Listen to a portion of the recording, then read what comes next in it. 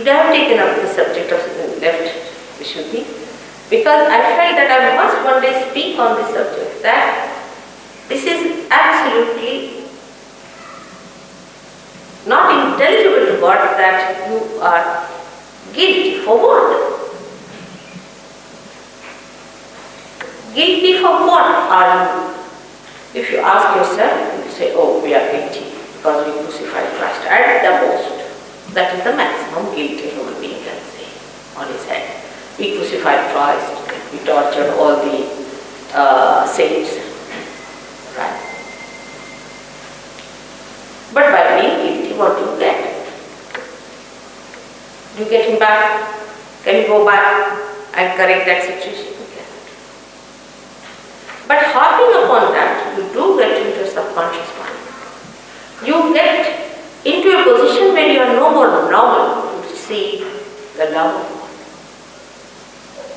You receive into a corner of your mind which is darkness, which is ignorance, which is blindness, where you cannot receive that beautiful rain, that eternal flow that's coming in. You hide yourself at the back and then you say, what about the sun? I cannot receive because I don't deserve it.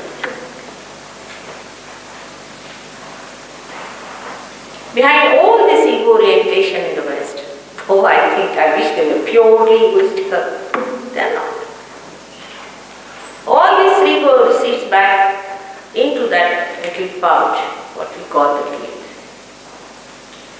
You say something to someone, it's not saying that point, that stage, that I've said it, alright, I've said it and I take the responsibility, it's good. No. But you come back home and, oh, I should not have said that. So you wobble between one kind of action into another kind, from say, into an aggressive to the another one for receipt. And this wobbling really is very, very troublesome. It can go on too much. The oscillation could be so much that it can make you absolutely frantic, diffident, and sometimes useless.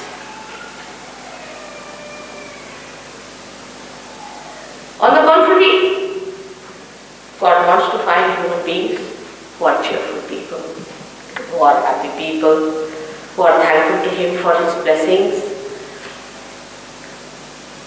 The most unhappy animal in this world is a human being. Can you believe it? Animals don't know happiness and unhappiness. Also a good point. But the most unhappy human being and the most complicated human being has become so over self-destructive that a destruction force is built in it. Now think of that force that has built you up into a human. How with care and love, without your knowledge, without troubling. Even when you were born, you never knew what was the pain of the birth. Your mother took over. He's made you a human being. So carefully, delicately built you up. For what? What is the fruit of this beautiful flower?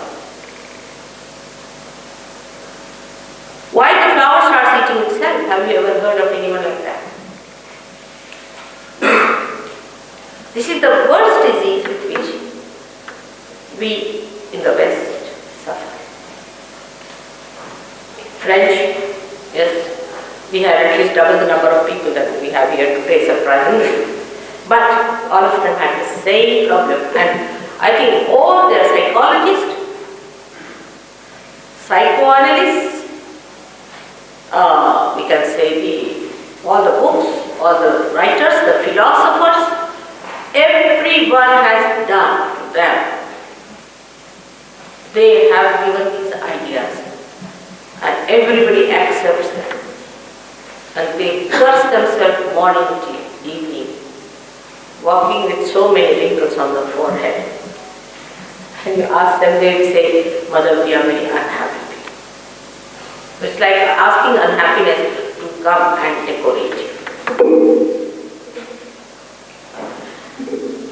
But it has a subtler meaning, of which people are not aware. These are the times when you have to get your realization. This mass realization has to work out, is all prophesied, and very important times are these. All the stars are acting to help us. The whole universe is helping us. All the elements are helping us. We are on the stage. But when the actors arrive on the stage, they are finished. They can't act. They can't do anything. They can't play their game. They are so involved with their different roles. And that is why one has to understand the subtler effect of it. Then only you will get rid of this guilt. You are playing into the hands of negative forces. They are not less than any atomic bombs built within yourself. Now, what is the way it works out? I think people do not realize. It's a very subtle method. Let's see the atomic bomb, hydrogen bomb. What do? They will separate something which should not be separated. We break atom, which is not divisible, into its divisible parts. So we put a pressure to break them. And when that breaking force, that's aggression I would say, is worked out, that becomes another destructive force. So whatever effort we have put into that multiplies. It's not the same force. And that we use for our destruction. I mean, this only human beings can do, to create things to destroy us. But this force which works within our minds, within ourselves, within our being, where we actually really hate ourselves, sometimes I feel, the way we are destroying ourselves, this force we build within ourselves, thanks to many nonsensical writers and conditioners and people who don't do conditioning, really conditioning much worse. You should be singing and chirping like a bird. You should be laughing and enjoying like a flower. While you find human beings all looking so very unhappy, what's the reason? The reason is you are separated from your own being. The being that integrates you, you are completely disintegrated. When you disintegrate a hydrogen atom, you form a very big force weight into it. In the same way, you are integrating your being, your physical being on one side, your mental being on another side, your spiritual being on another side. There is no integration. And when you cannot feel that integration, you feel guilty. But that guilt is just a symptom of a very big destructive force built. This is the way we are going to destroy ourselves. No other way. Our destruction is not going to come to us from outside. That can be controlled. It's going to come from within ourselves. Everything we do now after disintegration is further disintegration or further building up that negative force within us. But integrated to make you feel complete integration with all your being. It's only possible if you can somehow or other get to that integrating force which is still there and it's quite deep.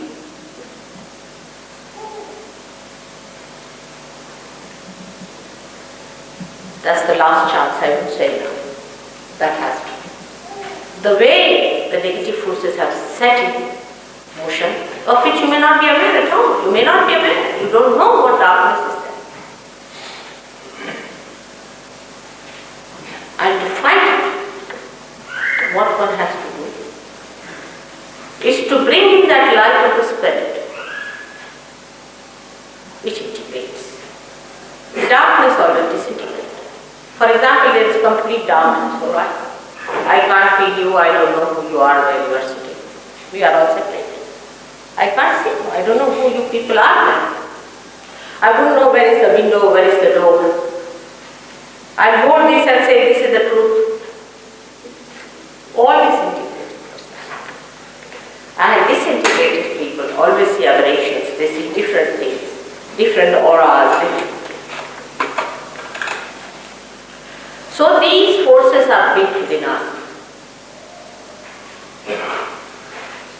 of negativity when we go to the extremes of negativity. So in the Kundalini Shastra, we can say that the left and right side, when used too much, you build up these forces in the head of 11 rudras, the 11 destructive forces. A cancer patient develops it. But even before developing cancer, people can develop it.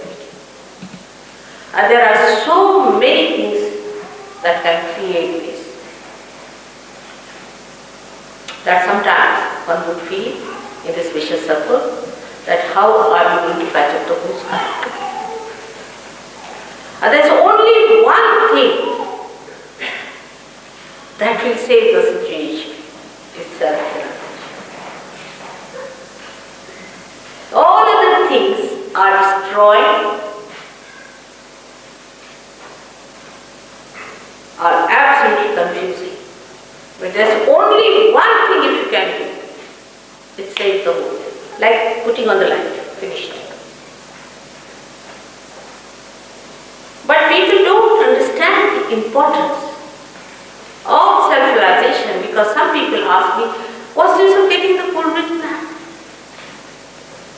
Now see the big canvas of the whole thing, the whole cosmos, energy of body.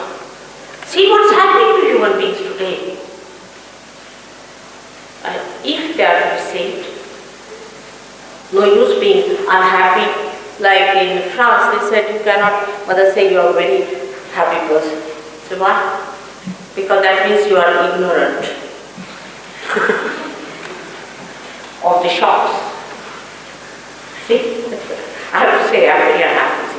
I have to bring some lights here to show that I am very deeply concerned, worried about the world. But what is the solution? You want me to weep like you only? Is that the solution? That if 10 people are weeping, you also join them weeping. Is that the solution? And the one and only method that we have, which is being already told and prescribed as we prophesied. Nobody seeks it. No one seeks it. What is the destination? The destination is the Spirit. And today, the background is so black and so dark that this solution is the end of everything. But do we realize this? On the contrary, the vicious circle builds in within us all the time. Oh, see how the world is miserable. That how can I be happy? I'm so unhappy in life. I have yet to come across a person before realization saying that I am a happy person. Maybe ego-oriented, people might say I am happy, meaning my ego is, you see, if he goes in a swanky car or something like that, he's very happy on top of the world. After 10 minutes, you see him. And this vicious circle is set. This ego-oriented circle or another one is sensitive. another vicious circle and another vicious circle and another vicious circle. We go on from one to another, moving on the wheels after wheels, without realizing that where we are going.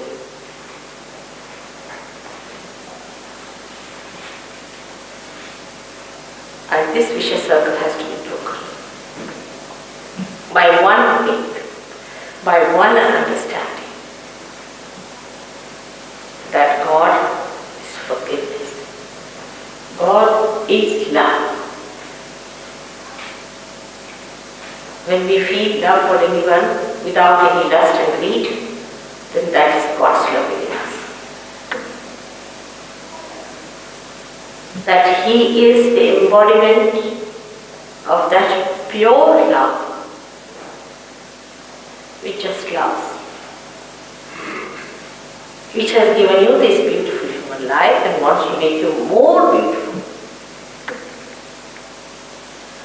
He created all this creation for you, and that He wants to enjoy the bounties of this creation. He wants you to enjoy the citizen of His realm and the kingdom